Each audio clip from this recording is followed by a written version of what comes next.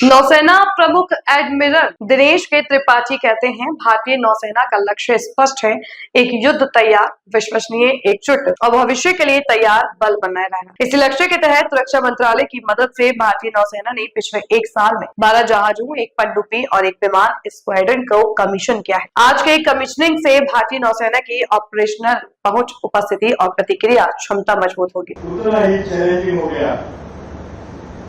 ये सभी चुनौतियां मिलकर एक ऐसा ऑपरेटिंग एनवायरनमेंट बना रही हैं जो लगातार सर्वेलेंस, सस्टेन्ड प्रेजेंस और आधुनिक कॉम्बैट कैपेबिलिटीज की मांग करता है। ऐसे में भारतीय नौसेना जो देश के बढ़ते मैरीटाइम इंटरेस्ट की रक्षा के लिए प्रतिबद्ध और सदैव तैयार है, उसका फोकस स्पष्ट है, एक कॉम्बैट रेडी, क्रेडिबल, कोहेसिव और फ्यूचर रेडी फोर्स बने रहना।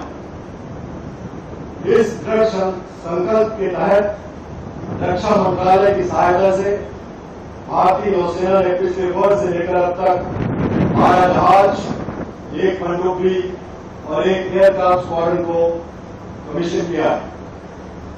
गति के साथ साथ ये सभी इंडक्शंस देश के दोनों वेस्टर्न और ईस्टर्न सीबोर्ड पर एक दूरदर्शी दृष्टिकोण के साथ किए गए, ताकि हम मैरीटाइम ऑपरेशंस के पूरे स्पेक्ट्रम में अपनी क्षमता और सामर्थ्य को बढ़ा सकें।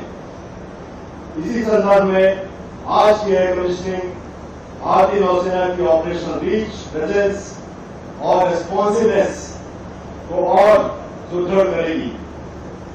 अपनी अत्याधुनिक और शक्तिशाली कॉम्बैट कैपेबिलिटीज तथा state of the art systems के साथ तारागिरी भारत की बढ़ती आत्मनिर्भरता का भी एक सशक्त प्रतीक है।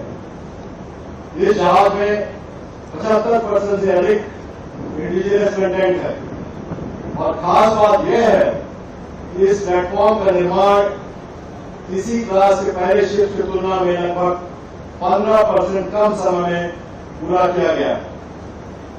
इस उपलब्धि के लिए मैं एमडीएल की पूरी मैनेजमेंट, उनके सभी कर्मचारी, हमारे डिजाइनर्स, ओवरसीयर्स और इंडस्ट्री पार्टनर्स को हार्दिक बधाई देता हूं, जिन्होंने अपनी उत्कृष्ट कारीगरी और अटूट समर्पण के साथ इस